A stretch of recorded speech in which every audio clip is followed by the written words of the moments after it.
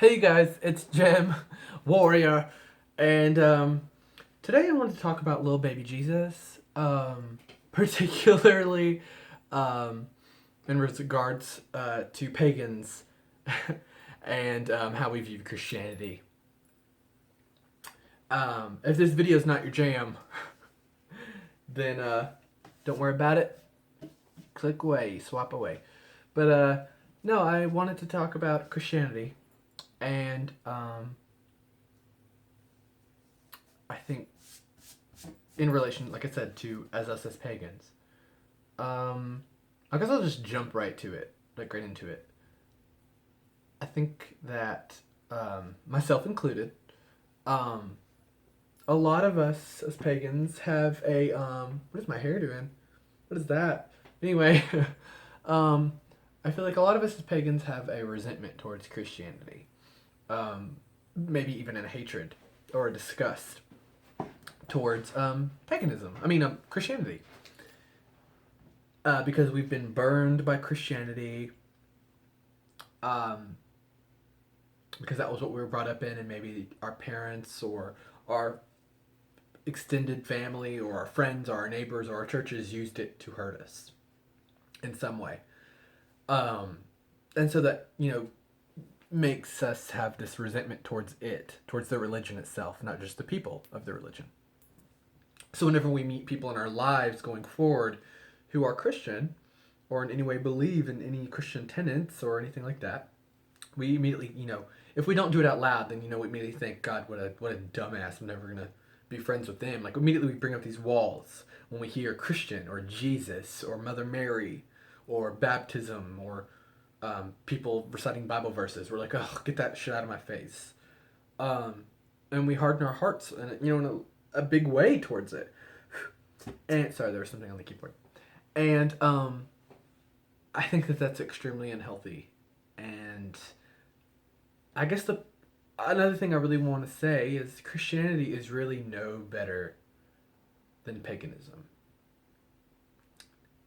I don't think that we should judge a religion or spiritual practice by the people.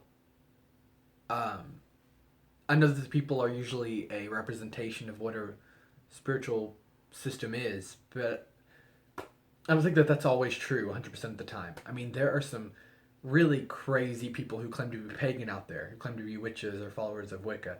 And you know what I'm talking about. There are some real Fruit Loops out there who, claim to have this power and that power, and they treat it very, very fictional. They treat magic like it's shooting lasers out of your eyes and actually having this wand that physically spews fire from it, and things that you read about in a book, like a fantasy novel. Um, and there are people who think that they have these connections to certain deities because of their birthrights and um, because they're the savior of this race. Like they almost kind of make themselves like pagan Jesuses and stuff, and like pagan messiahs. Um, and we know to always overlook that, to be like, oh, whatever, that person's just crazy. Person has mental illness, and I think in Christianity there are people just like that, and for some reason they're a lot more loud and vocal, and have followers. Um, I don't think that the religion itself is necessarily bad. I think the people are misguided, and I think that the ways in which the Christian religion is taught, lived, and enforced is what is what is giving them such a bad image. Um, Also, I think that Christianity's unwillingness to change with time and with the people has what's hurt it, especially with the latest generations of people like Generation X and the Millennials and things, who are really turning away from Christianity. Um, Religions change over time. Spiritual practices change over time. They absorb new practices from other beliefs and people. That's just what they do. For a religion not to change is it's suicide. It's religious suicide, and I think that the Christian Church and Catholic Church, I'm going to just refer to both Protestant and Catholic in this. I think that their refusal to change, um, with the times and with people and with the views of this global society and culture that we live in is what's really hurt them. And I think that's one thing that draws people to paganism is that, one, it's so loose and unstructured compared to Christianity. It's very much a make it your own religion or spiritual practice. And it's so inclusive. They accept everyone of every race and sexual orientation and background and financial status and everything. They praise and venerate women, which the Christian church does not do. Uh, and if we look back at Christianity, like way back, they did assimilate a lot of pagan practices to get pagans to convert. And when I say pagans, I don't just mean like people who practice like shamanism, witchcraft, and things like that, who worship like multiple gods. Um, I'm referring to like Buddhists too, and Hindus and Zoroastrians and all sorts of religions. Basically anything that wasn't Christianity. The early Christian church did perform same-sex ceremonies, and they had like religious prostitutes. Um, they did and said a lot of things that they would not back up and stand by now as a church, and they don't. Um, they edit their texts. They are really run as a business, um, and that's, again, I think that's what's really hurt them. Um, and there's not much we can do about that, really. Like you, the person, like me and you. Um, all we can do, I think, and I think we owe it to ourselves to do, is to break down the beliefs and the anger and the lies that we have about Christianity. And I think that starts by educating yourself about Christianity, not about the people again. Not by going to church and being like, let me give this a shot again. Like, not that. Not going to the Christian bookstore and reading their books either, or partaking in their propaganda. Um, I think, well, to each their own way of, coming to terms with their feelings towards Christianity. But for me, it was going back and actually reading parts of the Bible that were used against me. Growing up, I grew up in a really religious household where we read the Bible a lot. But also reading parts of the Bible that I had no memory of ever reading. Things that were overlooked, like the New Testament, which is generally a lot more nicer than the Old Testament. I believe that the Old Testament, the God in the Old Testament and the God in the New Testament are completely different gods. Because the Old Testament God is very pagan in the sense that he asks for sacrifices and he's very angry. He's very demanding, and the people have to. He's very angry, which goes along with the pagan gods of that area in that time period, like the Babylonian and Phoenician gods. They're very angry gods, which is a great parallel to its people even now. That area of the world, being in such a state of turmoil for thousands of years, their gods reflect that, and their one god now reflects that still. But yeah, he's very much a like angry god, and that's where the whole like you fear God stuff comes in. Like be a God fearing person, the wrath of God, and all that's the Old Testament God. Then you get to the New Testament God, and he's all about being a God of love and compassion and forgiveness and redemption, um, mercy and salvation. All these concepts that every human loves. Um, Second chances. He's a God of second chances. It's in the New Testament that we meet Jesus and his disciples, and Jesus has been used to hurt so many people, and that's really sad. Because if you actually read what Jesus himself said, um, it's actually really great. He didn't really run around persecuting anyone unless they were unless they were just damn fools, really, but or power hungry mongrels. Otherwise, he didn't have much to say about thieves and liars and whores. Those were his friends. Those are the people he hung out with, and those were the disciples. that later now saints. um, one of the main really aggressive disciples of his, that has a lot of horrible things to say, and he's very judgy, is Paul.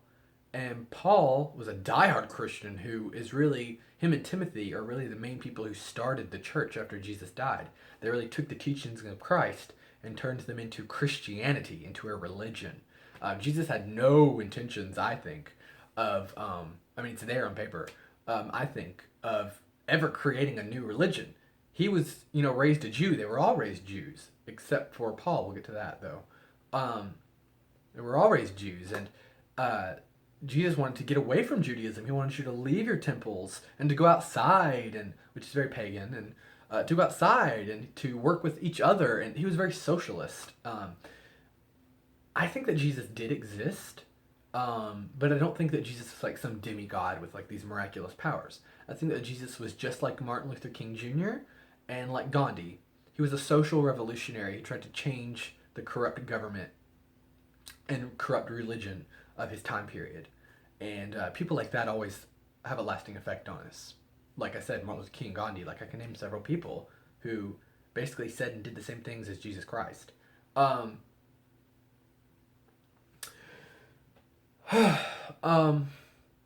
If you look at early Judaism, which of course is the precursor to Christianity, there is a female deity named Ashera or Asherah. It says that that God, has a wife, and that this God's name is Yahweh usually. This is before he became the one God with no name.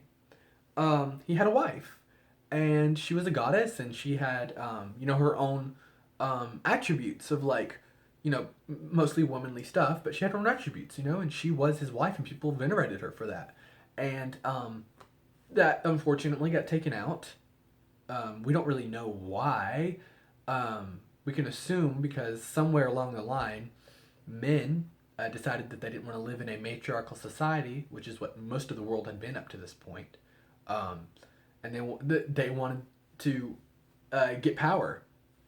And instead of trying to work with these powerful women in society, these rulers, female rulers, and have equal power, they did the opposite, which a lot of us do. When you feel like you're wronged and angry, you want to lash out and hurt the people that have kept you down. So in this case, men wanted to overthrow women, and they get the power. Like, well, now it's mine. It's a very extreme response, but I think people are very extreme in our responses. We lash out and we get angry and we go to extremes. We're not always logical and grounded and in a good place emotionally. So I don't blame men for kind of changing the world as it is now. And I don't hate women or blame women, and I don't agree to any of the classifications that we put on men and women. But I don't know why we can't just all literally play along. It's not that hard to share your power. But for some reason, it does seem to be for a lot of people. They want to hoard power, not share power. My brain is going all over the place with this. I apologize if this is scattered. But you guys know how I make my videos.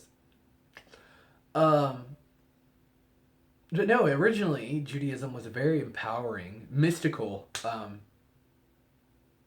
religion. And so with Christianity, they had female powers in there, and deities, and saints, and stuff, and that were worshipped. And they had spells, and they had a lot of things that we'd perceive as pagan. And just along the way somewhere, that got lost. But I'm kind of straying from I'm kind of giving you a history lesson now. I'm straying from my point, which is, as pagans of any path, or really of any spiritual path, even outside of paganism, the goal is to use your practice to heal yourself and to, in part, heal the world around you. But it starts with the self. Outward stuff gets affected when we work on the inward stuff. You have to start with the self. I think that's where a lot of people can get caught up about wanting to change their life. They try to change everything outside. And I think the first thing you want to do when you want to change something in your life is to look within. Because a lot of times we're keeping our own selves from advancement and from healing because of some old thought forms and beliefs that we haven't let go of yet. And I know for me, a huge thought form that I had to let go of and belief was just this resentment and hatred towards Christianity, and realized that it wasn't Christianity that hurt me and made me feel like crap.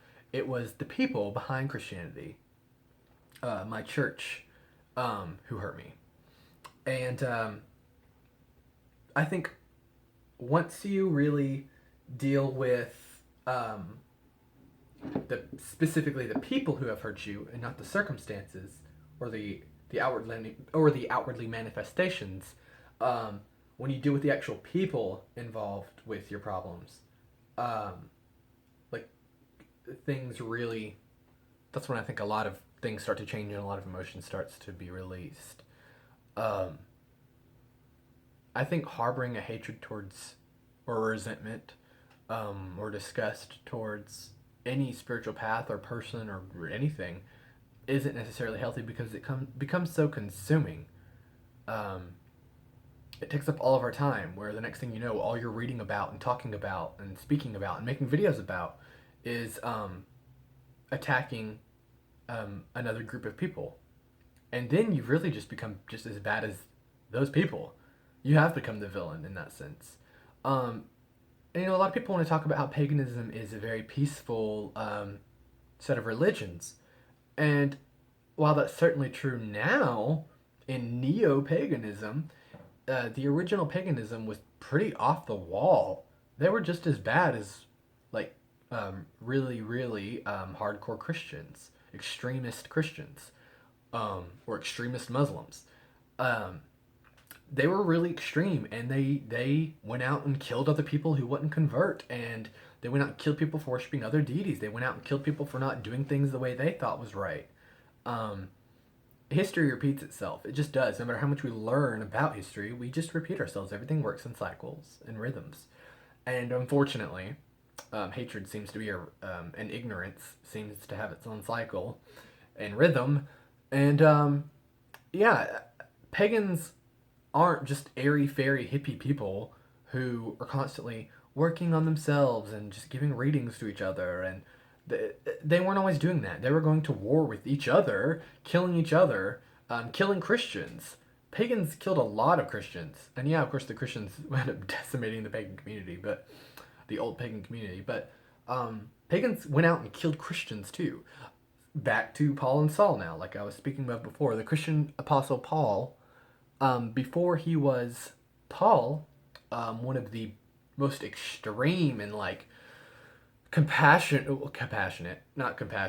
meant to say passionate, one of the most extreme and passionate Christians, followers of Christ.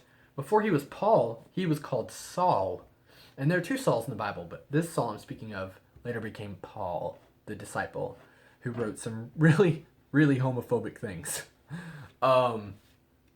And misogynistic things later in the Bible. Paul went from one extreme to another. Again, like, I don't blame Paul for that. A lot of people do that. You go from extreme to extreme. But Paul originally was pagan, and he was a leader in his community. He was a leader of an entire tribe of people who were pagan, and they went out and they killed Christians, and they were very bloodthirsty, and they waged war on all Christians. They hated them because they were stifling the old beliefs, and trying to eradicate them. So they were pissed. He took almost like a Malcolm X approach to to dealing with Christians, which was you fight back, and if you have to kill them, you kill them. And he did. He killed a lot of Christians. But then, he met Jesus Christ, blah, blah, blah, propaganda comes in. And somewhere along the way, he started following Christ, and he gave up his paganism. But then he renamed himself Paul, and then he became this extreme Christian who killed pagans, and basically did the exact same thing that he did as a pagan, as a Christian, which was vilify pagans and now, instead of the other way, vilify them and kill them and show no mercy, have no real foundation in his spiritual practice, in my opinion, because he wasn't truly following the teachings of Christ, the man he was supposed to be following, which is what a lot of Christians do. They don't actually follow what they're taught. They don't practice what they preach. And that's partially their fault and partially not. They don't practice what they preach, certainly. But also, they're not really preached to about what they should be following. Like, they're not, Christians aren't really, I feel, taught the good stuff of their religion. They're taught the stuff to keep them scared and in line and angry. And that's really sad. But no, I think we owe it to ourselves to let go of our anger towards Christianity because it's not serving us anymore. So if I really do urge you, and it's not going to happen overnight, it's taken me years to get just to where I am now, of consciously being like, I am going to release the lies and the anger I have about Christianity. Just let it go. And it feels really good when you do.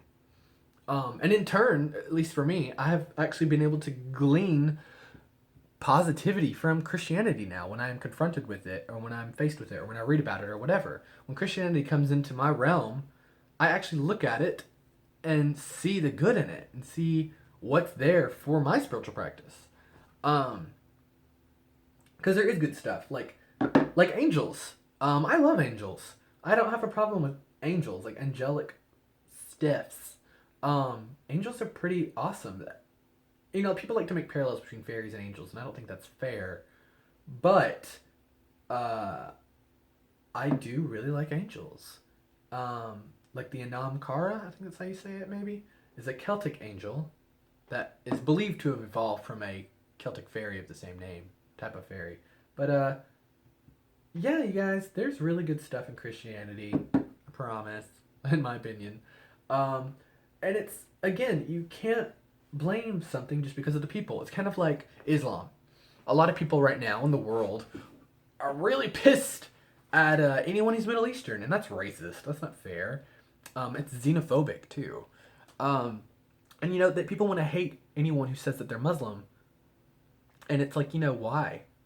Why? Because you've seen terrorists, and so you equate all Muslims with terrorists?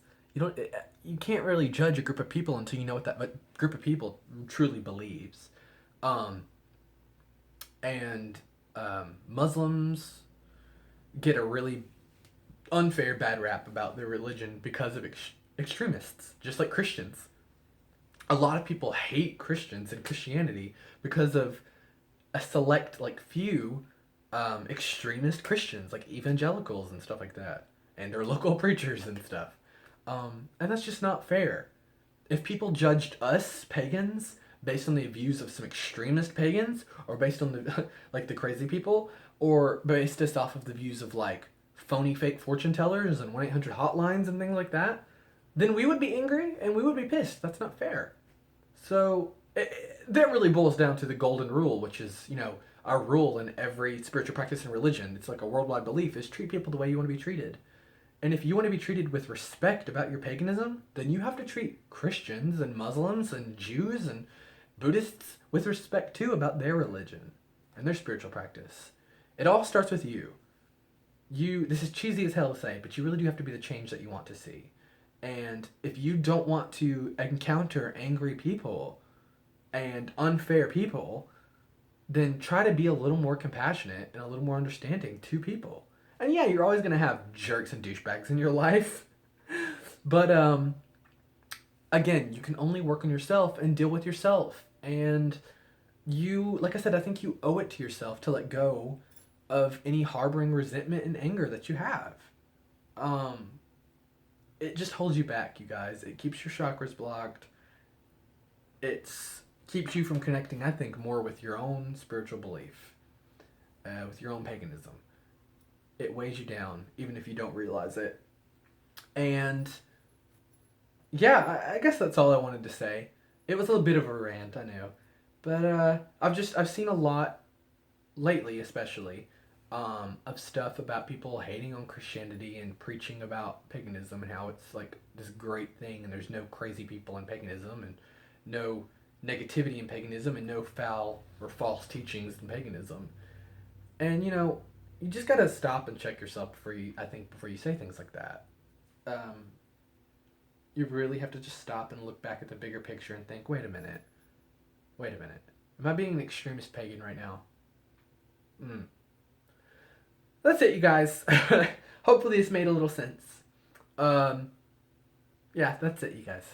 I hope you have a really great day. Bye.